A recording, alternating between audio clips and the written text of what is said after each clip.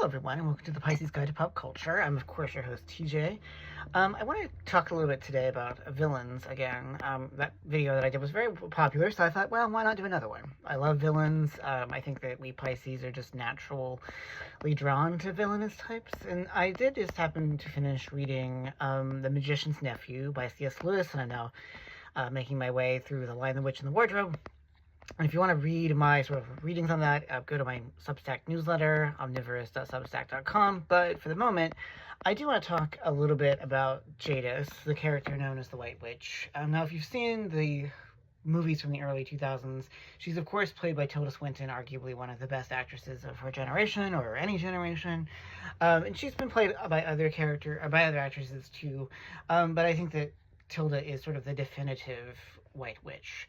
And I want to talk a little bit about the White Witch and why I find her such a compelling figure in The Magician's Nephew and in the Chronicles of Narnia, both the book and the movies. And part of it is just that I'm always drawn to villains, and I've written about this, and I think a lot of people have thought about why it is that queer people in particular are so drawn to villainous characters. Obviously, a lot of these are like Disney villains, but, you know, Lewis is not very subtle. He's a great whimsical fairy tale kind of writer, but he's not exactly very as I say, subtle or tactful in how he shows what villainy is. Like, from the moment we meet Jadis in The Magician's Nephew, she's this formidable creature. She has basically destroyed the entire world of Charn because she was pissed off that her sister dared to rebel. You know, and by the time of the Chronicles of Lion, the Witch, and the Wardrobe, she's now sort of enslaved Narnia and turned it into this winter wasteland and basically exerts this reign of terror.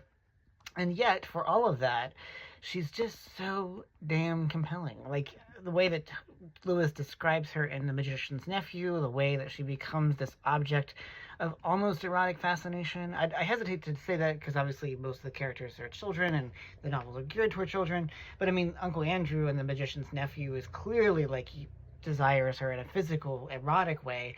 And even Edmund, who meets her in The Lion, the Witch, and the Wardrobe, seems to have this allure. She has this allure for him. Part of it is it's again about appetites. Like, she uses the Turkish delight to lure him in and to sort of ensnare him and enslave him to her will. And when she first appears in The Lion, the Witch, and the Wardrobe, now if you read the books in like publication order, you would have read that one first before you read The Magician's Nephew. But even there, in Lion, Witch, and Wardrobe, she's pale except for these blood red lips. And so, for the moment she appears in her sleigh, she's just kind of like this powerful presence that you can't deny. Now, that's opposed to, say, the Lord of the Rings, where Sauron is never visible, except as like this glaring red eye. He's not visible within the text itself, except for a few flashbacks. So he's not like wandering around smiting people and turning them into stone in the same way that Jadis is. Jadis is very much this physical presence throughout the first two books, and somewhat in Prince Caspian, in the sense that she's like a phantasm.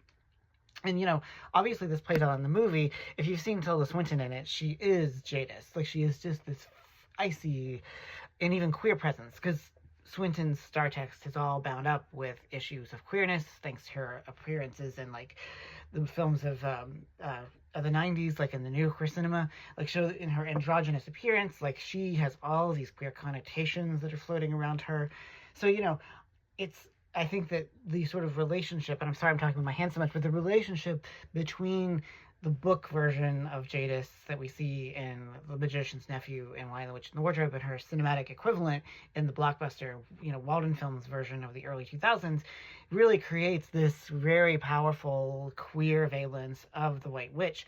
And, of course, it's also worth pointing out that she doesn't have children. She is this kind of sterile figure. She's not, even though she's an object of desire, she doesn't really seem to have many desires of her own, except for power and exerting it over whomever she can, whether that be the people of Narnia or Aslan or the children that she encounters. Like, and that is itself sort of queer. And I'm not saying that necessarily that was Lewis's intent, because I don't think it was, but that doesn't mean that exhausts how we as viewers and readers can kind of engage with her as a figure, as this, menacing, deliciously androgynous power that we love, even as we also are cognizant that she's going to be defeated, because, she is this universe's equivalent of the devil. Certainly in Magician's Nephew, where she's positioned as sort of like the serpent in the garden kind of figure, and even more explicitly in Lion, the Witch, and the Wardrobe, where she, is this earthly power that sacrifices Aslan, all that stuff. We already know that Aslan is Jesus. Again, subtleties not suit Lewis's strong point. So anyway, kind of running out of time, but I did just want to say that I really loved the way that Lewis creates this villain that is just so palpable, so viscerally appealing, but terrifying. All the things that we love and find terrifying about powerful women, and that certainly Lewis clearly felt about powerful women, are distilled into this figure.